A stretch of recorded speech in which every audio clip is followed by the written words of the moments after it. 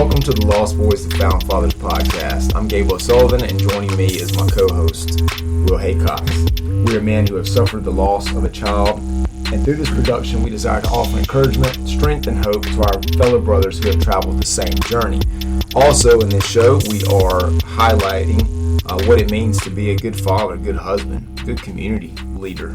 And therefore, we have our buddy, Mayor Josh Simpson on here. This is episode 2 of our conversation with Josh. So if you haven't listened to episode 1, make sure you go back and listen to episode 1 of our interview with Mayor Josh Simpson, because you're going to want to get the background that has been laid for where we're going in this episode. So welcome back, Josh. Yep. Thank you, Gabe. Thank you, Will. Glad to be back. Yeah, man. So we ended up last episode with you kind of taking us up to your experience as a Wofford College baseball player.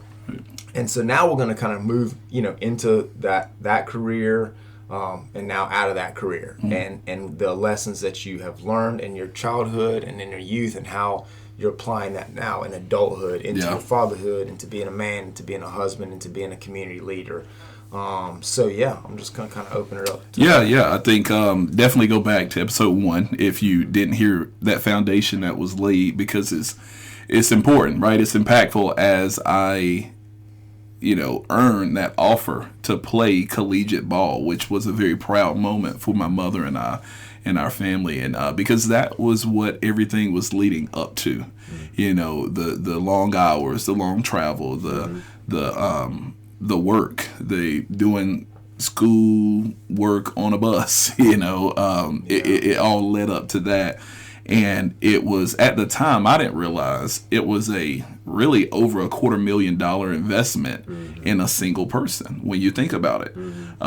Because Wofford is not that cheap. No. Almost went there. And And so through, playing collegiately, I think it really highlighted what I kind of lacked from a developmental standpoint, from a mentorship, from an influence standpoint when it comes to performance, because I was not just a big fish in a small pond now.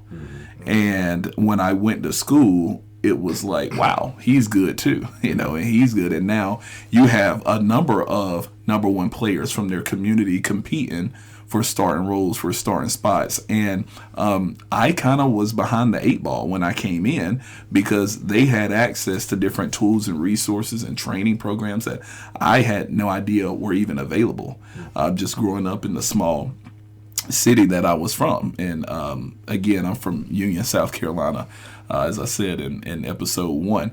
But, going through 4 years of school, of course, you come into college, you want to be the man. You want to be the guy that is the go-to, that is, hey, when the game is on the line, give me the ball. And that wasn't necessarily my story. But I will say one thing I never lacked was a winning mentality. I never not wanted to win. I never was okay with losing. If I didn't get the starting spot freshman year, sophomore year, I wasn't okay with that. It made me work a little bit harder.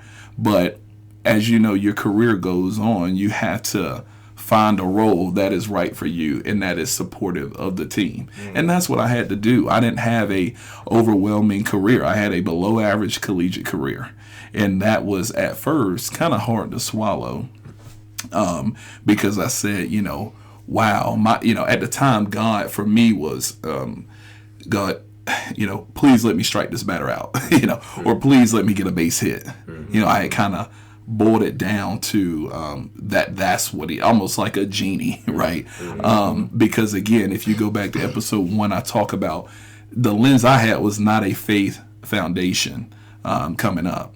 And so I think going through school, and when I finished at Wofford, Will, you alluded to this question earlier, what was kind of my perspective after that experience? Looking back on it, when I graduated and I said, hey, do I want to still try to play baseball and scrounge up in some independent league, or find somewhere to play, or someone who will take this below average player, or do I want to start a career, start a family and move in that direction? And honestly, it was when I graduated that I looked back and I said, wow, look how God has shaped my life at these different points. I was introduced to more about Jesus, around 21, like the real Jesus. What does it mean to be? I had met Christians my entire life. I didn't really know what that meant, though. I just thought they went to church, or they went to KFC on Sunday afternoon. I didn't know if that's what it needed to be a Christian. That is true. Yeah. I was like, we go to KFC multiple times a week at my house, so we're super great. Christians, Awesome. So I didn't really know what that meant, but after graduating, I and I really attribute this to my wife.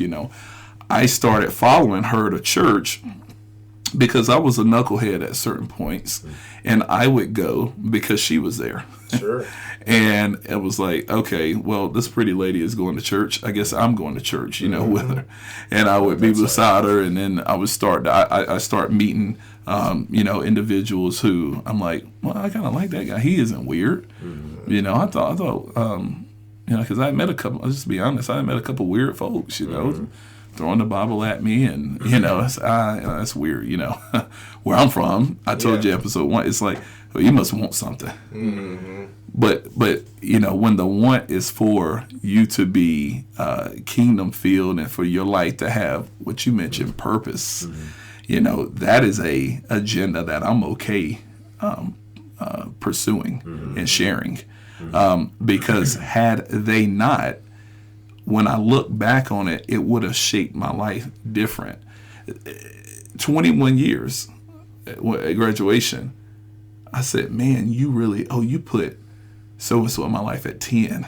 You've been guiding my footsteps the whole time. Mm-hmm. At 14, you kept me from going to that party where, a friend of mine was killed. Mm. At 17, you kept me from being in that environment where another friend of mine was killed. My goodness.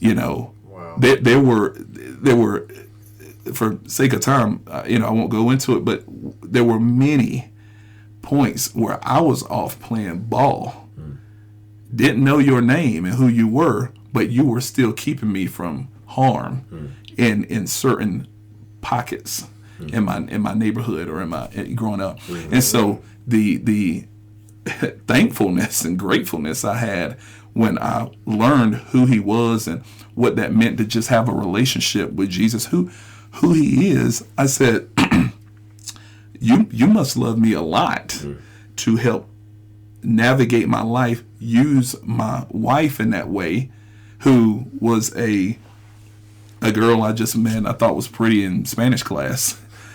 I want to get her number and she didn't give it to me. And again, I'm a winner, so I didn't take no for an answer. I gotta have it. And so using her to open doors to church as well was, God, you got it. Whatever you need me to do now is, I'm thankful for this journey. So finishing school and ball, I was sad at first, but it was like, man, I must have my purpose must not have been to be in the MLB. Now, of course, there were things I could have done better to shape that career, of course. But when it comes to purpose, Lord, you must have had something greater, because I felt a sense of relief and peace when I hung up those cleats for the last time, so. Yeah, like you knew that was a part of your story that wasn't the totality of your story. Correct. I love that, man. And you said something a little bit, about this kind of play and to win mentality that you have, that you've had, obviously ingrained into you. But right. I think sometimes some guys just got it and some guys just don't got it too. And you obviously, God bless you with that as well. And I want to get into that in just a minute, but I just thought it was so cool with what you said. Jesus, you must love me a lot. to have had your hand on my life when I didn't even know you, didn't even know who you were, didn't even know, anything about you necessarily, but you recognized that, God's providence over your life and that he had been orchestrating your steps for your good, even, and listen, if y'all listen to this, Josh didn't have like this easy, like silver spoon in his mouth lifestyle coming up, right? So what you're hearing from Josh is that even in those difficult times, he recognized that was part of God's plan to make him who he was and to develop him into the man that he is now. And so the reason I bring that up is I think it's sometimes easy for guys somebody could be in your shoes, Josh, and they could look back on their upbringing or maybe some difficult thing that they've went through, maybe like we talk about in the show, loss of a child, maybe whatever difficult situation that just really rocks their world. And they can look at that and be like, oh, woe is me. God's got it out for me. Like, he's got my worst at heart. Like he's up there with lightning bolts trying to just throw them down at me. And then Josh is like, no, God was up there allowing me to experience the things I experienced in life, the good and the bad, because he's got my good at heart, right? And that's what we're wanting to people to hear, on the show, but from you today too, is that scripture is true, right? Where the Lord talks about how he works for our good, and again, he's working for our good when we know him, and he's working for our good even when we don't know him, man. So thank you for being a testimony to that truth. Like, you're truly like living the scripture. And I know you wanted to ask him some questions about like that winning mentality, etc. So I'll be quiet and throw it over to you. No, I just had a couple of things. We talked a little bit between podcasts here, and then just kind of going off what you said earlier.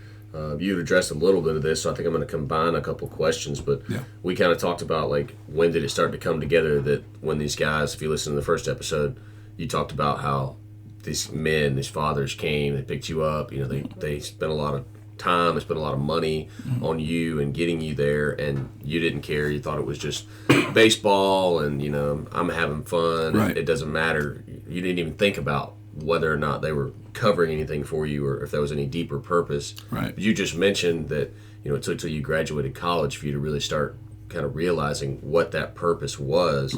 And so can you flesh out a little bit more, like what did that do for you? You mentioned your life purpose, what maybe it wasn't to be in the MLB, but obviously you're a believer, and we know the ultimate purpose is to glorify God and to share his name.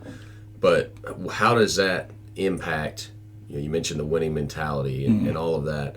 How does what those men did for you and your reflection on that impact your life now? And is there something that are you trying to share that winning mentality with others? Tell us a little bit about that. Yeah, great question. So I think the number one thing is I told you they taught me was what's it look like to serve someone, and they were serving, but at the same time great fathers, great husbands, and so that kind of shaped my thinking after college. How do I start making myself a contributing member to society that is a great, for one, husband, or at the time, boyfriend, so to speak, right? But a great husband, a great father. And so through that, it just kind of brought me back to this leaving communities better than we found them.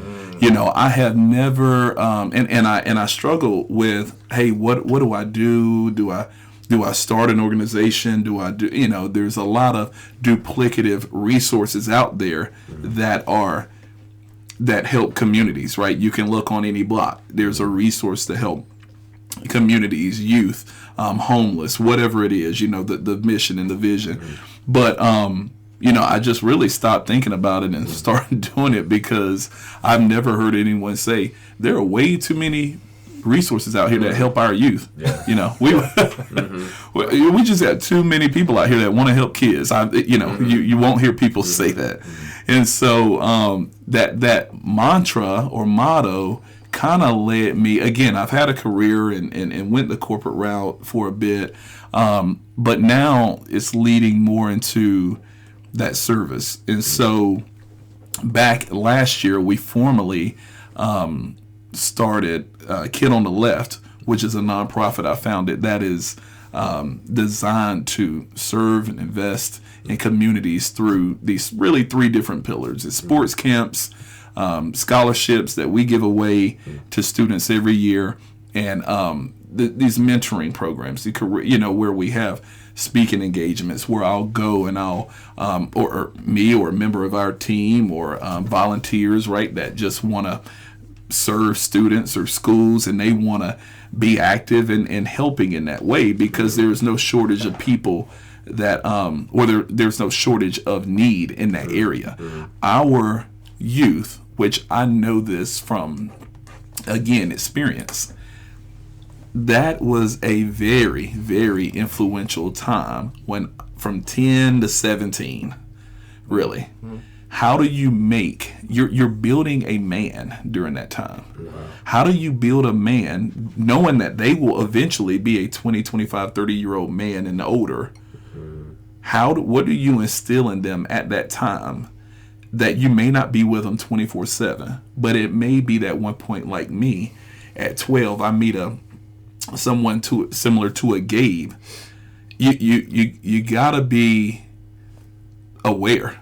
If a 12-year-old meets Gabe now, that's gonna be an impactful experience. If they meet a Will, that is gonna be an impactful experience. Hearing your story and hearing them, because the sound is gonna be different.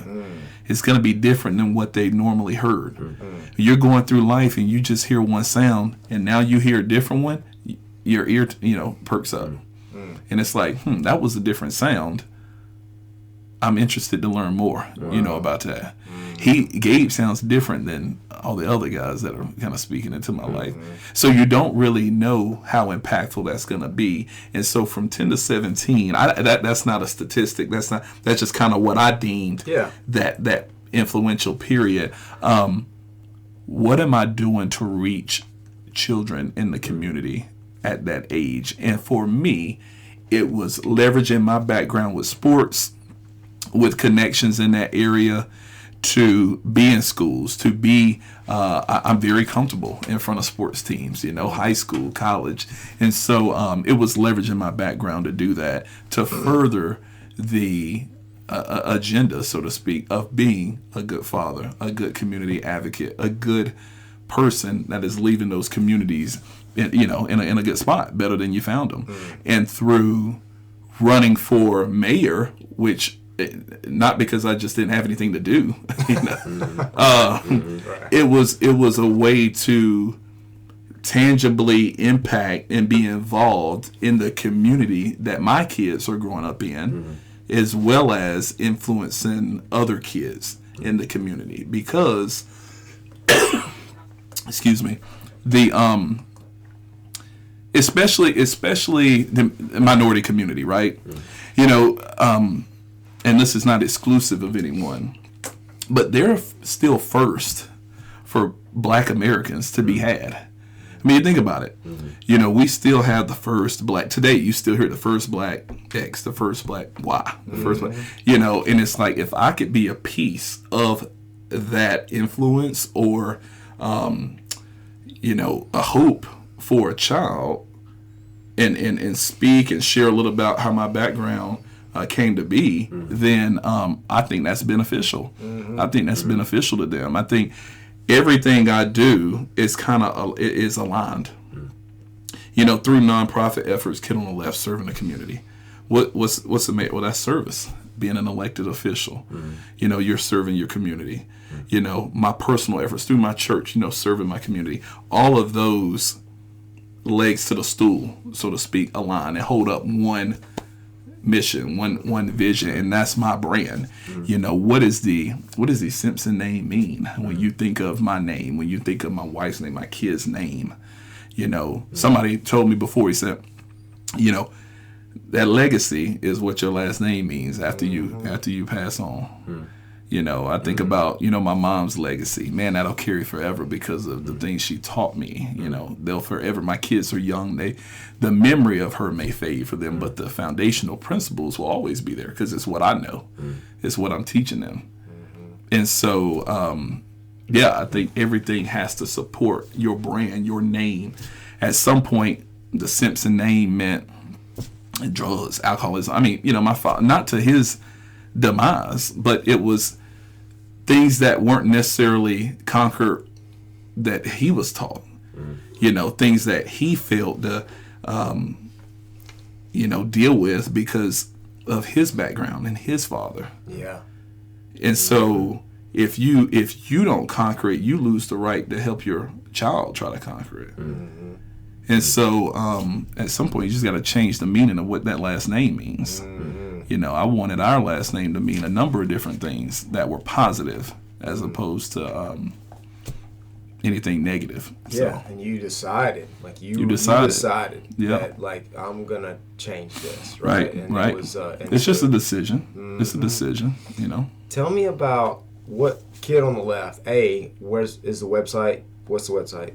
KidOnTheLeft.org. Okay, there we go. KidOnTheLeft.org. Go there, check it out. Yep. Secondly, love the name. We discussed that. Let the listeners know, how'd you come up with that name? What's it mean to you? Yeah, that's a good question. Because I always get it. Yeah. Kid on the left. Did you say kids on the left? Okay. It came from a experience, my son's first T-ball season. So again, and let me back up for a sec. It was really bred before that. I just didn't have the name. Yeah. I had the idea because when I had a son, and my first, I wanted a boy first. I will say that, and I did. We had my son, but it was the moment when we were in the hospital and I had him. This came to mind. I had never heard it before, but I had said, man, for 24 years, I was 24 when I had my son. I had been looking for a superhero father, and God told me to look in the mirror when I had him. And he's, that was his way of telling me, you didn't have him, but you're going to be him. Mm-hmm. And so that was the starting point to, I can be everything that I didn't have, because what better perspective? Because I know exactly what I lacked and when I lacked it. My mom was incredible, but men need men in their lives, period. Men need strong fathers. That's why we're here. They need strong, spiritual advocates. They we have I'm seeing it today. Everything that we thought was bad or whatever, there has been exposed a generation earlier. Yeah. Right. It's whatever you thought was bad in college, they're introducing it in high school, and vice versa. And, just knowing that, it's like you need those male figures to be impactful and to be influential. And so when I had my son, I said, man, this is a way to just really start from scratch. Like he and it's so beautiful. They don't know anything. They don't know my flaws. He doesn't know anything. He just sees me as dad, and you're the man. Yeah. Just me being there. That's why I tell people all the time, Kid on the Left isn't about sports or anything. It's about presence. It doesn't matter what medium you're using. If you're in kids' lives, that's what matters. Yeah. Because they need you there. So Kid on the Left, he played T-ball at first season, and somebody snapped a photo of us, right? And it's if you go to the website, you'll see the photo. And so he is on the left of the photo, and I'm on the right. And he is coming up the home plate with his arms out, and he's reaching up to me, picturesque, right? And so, but I said, somebody sent it to me after the game. I said, man, this is a great photo. This is a really good picture. And I just saved it and didn't think about it again. So that morning, or early morning, I woke up about 3 a.m, 4 a.m. I just opened it back up. And transparently, I was brought to tears. I was really emotional. I don't know why. It was something. It was something that was stirring. And, it was just important because as I looked at the picture, I was like, man, that's what it is. That's why I feel like that. I never had a chance to be this kid on the left right here. The kid on the left of this photo. And it was a way to, again, use that mantra, but to bring awareness to, if you didn't have a chance to be the kid on the left, you can help the kid on the left. Wow. so to speak, right? Yeah. From the picture. Mm-hmm. But at the same time, it's about perspective, because if you're in the picture, I'm on the left. So in some ways, I still am the kid on the left by helping the pitch. So it's just about perspective. It's about being in a position where you can serve or be served. You know, you can add value. You can be the one being valued. You know, so to speak. Yeah, and something going along with all that, and then I guess kind of just we're talking about, you know, fathers and what it means to be a father, and you even mentioned, we can kind of go that way too. Yeah. You said something in the first episode about, you know, these guys that came and helped you and were the father figures in your life. Right. You saw them being fathers to their family, but also fathers to the community. And so I think to a certain extent, like obviously our number one priority is to our family, right, and then we kind of go out in our sphere of influence. But what I'm getting at is this winning mentality, this competitive mindset. I think it's very masculine. It's what God created us to be. You know, created us to be the hunter. You know, we go out, we conquer things. You know, if there's chaos or there's disorder, we go out, we defeat it. Right. We, you know, Adam was created to subdue the earth. You know, to bring the garden into order. Right. And that's something I feel like we have lost as a society. We've lost it and abdicated that responsibility as the church. You know, we're taught, for the most part, Christian men, we're supposed to be mild-mannered men. We're supposed to be, you know, very loving, very, very patient, very easy to deal with. We, you know, we turn the other cheek, and all those things are true. Jesus did turn the other cheek, but Jesus also stood up against the Pharisees. You know, he called them a brood of vipers. You know, he called them out. He didn't say, y'all are teaching bad things, but, you know, it's okay. I'm going to be meek and mild-mannered Jesus. Right. You can talk a little bit about, like, the importance of having that winning mentality in the nonprofit, even just as a father with your children. Talk a little bit about the winning mentality, the importance of being competitive, the importance of being on offense, going out and fighting the evils in the world, those influences that are trying to hurt and change the minds of our children, the children in the community. Like, let's just get into a little bit about what does it mean to be a father on offense. And winning that mentality. I think I heard it. You know, if we're not intentional about reaching our children, you know, the enemy is. You know, so we have to be the ones on offense. You know, if that is the goal, right? To I guess fill the kingdom. We have to be intentional through every resource we have and medium we have to reach kids. And so whatever you're doing, I feel like if you have that in the back of your mind, right? If you're a Christian male, because I'm by no means would be described as mild-mannered. You know, nobody I know would describe me as that. You have to be strong. You have to be aggressive. You have to have that winning mentality. You know, and winning is subjective, right? It looks different in every area. Kid on the left. What is winning for kid on the left? Winning was when I had one conversation with a kid about faith at a baseball camp. After the camp, we already won. That was it. Everything we do now is extra. Everything we do now is just continuing to win. If going through everything we had to do to start an organization to reach one kid, that was worth it to me. And so now everything we do and everything, you know, every camp, every time I'm in a school, reaching a kid, the conversation isn't about faith. It's just about being an example like those men were that make someone want to draw closer. It's a different sound. It's, you know how it is. A kid likes to be around you, but you don't really know why. I had those individuals. I'm like, you know what? I like Gabe. You know, I don't know what it is, but as a kid, it was different. And it's typically in the form of the kids that want to come to your house. You know, they want to hang out. You know, or you see that you know, you mentioned you're a father to yours, of course, your family, and that's your responsibility.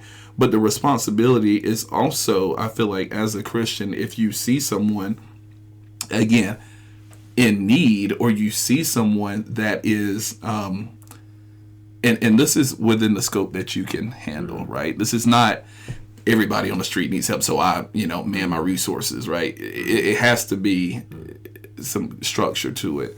But you're an example, and you maybe put them in a position or share a resource or open up your team or your church or your whatever it is to them to come just learn more and build a relationship. Relationships are the foundation. And so I think having that and having, just like you said, you may play racquetball. I don't know if y'all play racquetball or pickleball or something. I don't know what it is, right? But and you may run into some kids at your local YMCA when you're coming every week. It's stopping to learn more about those kids instead of just, hey, we got into this mode where we just walk past people, or it's customary in the South say how you doing and keep going. But you didn't even stop and hear my answer. What if I told you I was doing bad? What would you do about it? It's like, sorry, man, keep walking. Yeah. We're expecting a good answer, but truly, if you walk past someone and they said, "Well, I'm actually not doing too good," would you stop to listen? People typically just want someone who will bend an ear to them, and so if you're at a community center, a Y or something like I mentioned or whatever, I don't just walk past those kids every day. I stop and ask them, "Hey, how are you guys doing? How's school?" That's important, right?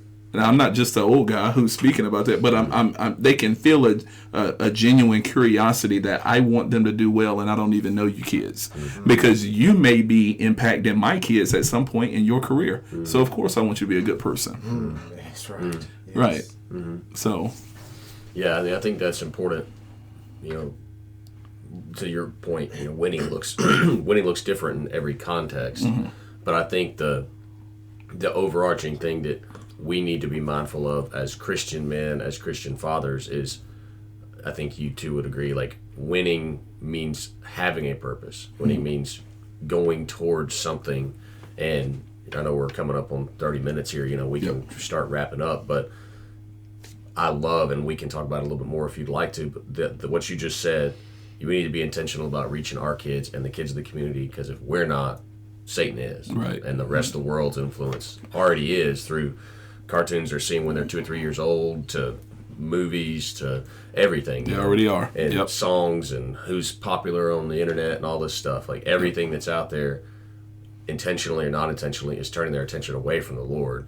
So if we're just sitting back, I think Vodi Bakum said, we send our kids to Rome and school day after day after day after day, and then we're surprised in 12th grade when they come out as Romans. We're like, where'd you learn this? I'm like, well, you sent me to this place every single day, and you didn't check up, you weren't involved. Right. Who are you now? You're going to try to change my mindset when I'm 18. Right. So I think that's an important thing we'll continue to spend time on the podcast, but just being intentional, having a purpose, having a winning mentality, to what you said about having that one faith conversation, maybe winning with my daughter's 3 years old now, maybe winning with her is like reading her a Bible story at night. Right. Exactly. Or taking her to the playground and spending some time with her, letting her know I care about her. I'm working all day, but now when I'm home, I can spend time with you, instead of, I've been guilty of, come home, I'm tired, let's just watch TV. Right. And then so we don't interact. She doesn't know, Dad might hold you, but that's the extent of our relationship. I agree. So living with that purpose, I think, is something that we have to keep in mind. Yep. And being passive means you're losing slowly. Yeah. I mean, every, and I like that, you're losing slowly, being passive. Every day that we're not intentional with something. And people think intentionality is 24 hours a day I have to be. That's not intentionality. Is, do you have a block of time, or do you have a scheduled period of time a day where you are intentional about a goal or getting something done? And that's to your point, like you said, it's simplistic with your daughter to complex as, challenging world hunger. There's a range, and it's not, winning is not necessarily to be comparative to each other. But it's like, I just told someone this yesterday. I'm not the best father in the world, but was I a better dad today than I was yesterday?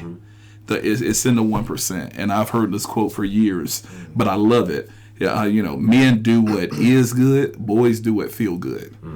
And that stuck with me for years, because that's right. Because it's not always comfortable or convenient or easy to do what is good. And sometimes it may, hurt. It may not be what you think is best for you right now, but how would God steward those resources? What is what is the mentality that you should have around your efforts that you output every day? What is the mentality? Is it, hey, I'm going to be a good person, or hey, I want to be better than I was yesterday, or is it for me? Yeah, how can I get we've in that me effort? me mentality, right? We talked about, hey, it's about this podcast isn't even about us. It's about other fathers that are reaching other people. I don't care if you remember my name or you guys' name, but did you hear something that you can go impart in someone? No, you can't impart what you don't possess. So, thank you, Will. Yeah, no, I mean, I think we talked about, like, between episodes here, we talked about, like, Kobe Bryant, LeBron James, and some of these, greats in their sports. And I think of, like, I didn't even watch NFL then, but, like, you think of, like, Lawrence Taylor, you think of these guys who were just intimidating. They were giants in their sport. Yeah. They didn't get that way. Kobe didn't get as good as he was because he showed up and he was good at basketball. Yep. We talked about the story, of him practicing all night long, his trainer goes home and goes to sleep and comes back. He thinks he's early, and Kobe's been there the whole night because he just wants it that bad. And do we want, like, maybe we're all not setting out to be the Kobe Bryant of dads, but are we going to try it all? Like, if Kobe and LeBron and Lawrence Taylor and all these guys who are great in their craft are working their whole life from the time they were maybe 10 or 15 years old, was bent towards this goal of being as good as they could be, I feel like we should feel a little bit ashamed if we're not trying a 10th or a 100th, like you said, in the 1%. Am I trying to be 1% better today than I was yesterday? And if they can do it to play basketball or play football, I think what's more important in the grand scheme of things? What honors the Lord more? I can shoot the basketball well, or I can raise my children to know and love the Lord. Right, and that's a good point. What honors the Lord more, and what honors the Lord the most is most likely going to be polarizing in our secular society today. You think about it. The greats are polarizing. LeBron James, he's not to go. He is to go. Like you mentioned, Kobe Bryant, Mike Trout, Roger Federer. He was the greatest, I'll say it on record. Serena Williams. These greats, though, they're polarized, and they have entire fan bases swinging to one side or the other. Our country polarized. We have Republican, you have to be on one side or the other, is what they say. But who is the greatest? Jesus. So think he's the most polarizing figure. Think about it. He came and he said, I am God. I am him. I'm the Son of God. How polarizing was that during a time? It's like, what? You're saying no. And then you have believers who are, this is him. I believe it. So the most polarizing man of all time, you're looked at as, like you said, what is done in a way that most values the Lord is going to be polarizing, because there are always going to be people on opposite sides. But what you can't do is fall in a spot where everyone likes you. If all those people I just mentioned fell into a spot where they wanted to be liked by everyone, then they never would have been the greatest. That's right. Because they would have just settled with, I want everyone to love me, or I don't want to ruffle feathers. I don't want to doing what we do. And I'm not saying someone is watching this and they're going to be upset with us, but what I'm saying is doing what we do, sharing the word, sharing the gospel, sharing through camps, through nonprofits, through books she wrote, is going to be polarizing. Somebody's going to read that and not agree with what you said. But what agenda you're trying to further. And we know what agenda it is the most beneficial for our society. And I'll leave it at that. Yeah, there's a whole lot more I could say, but we're at 40 minutes now. So, okay. But yeah, appreciate the mayor is long-winded. Yes. It's okay. Can be your assistant mayor, because Gabe can tell you, I'm just as long-winded. We can have hour-long episodes of just me monologuing sometimes. So that's why we have Gabe here, is to keep me in check. Good. Well, man, Josh, thank you so much, man, for today. And I mean, I've learned so much from today. I've got a whole, piece of paper here full of notes that I took from things that you said, and so thank you, man. Yeah, thank you both for having me. Seriously, this was awesome. For your willingness, and make sure that you check out kidontheleft.org. Get involved with Josh's ministry from a support standpoint. Maybe financially as well, helping him to give scholarships like he's doing, and getting their lives positively for children in our communities. And also, again, certainly love for you to make sure that you're checking out the Lost Boys Found Fathers on social media as well. And then you can look for my books. Thy Will Be Done. There's a question mark at the end of that. Trusting God in the midst of suffering, pain, or loss. Or also my newest one called Every Little Thing, 6 Small Steps to Perfect Peace. So thank y'all for joining us today. Again, thank you so much, Mayor Josh Simpson. Thank Appreciate you. Thank you, Will. Let's not be lost. Let's be found in him.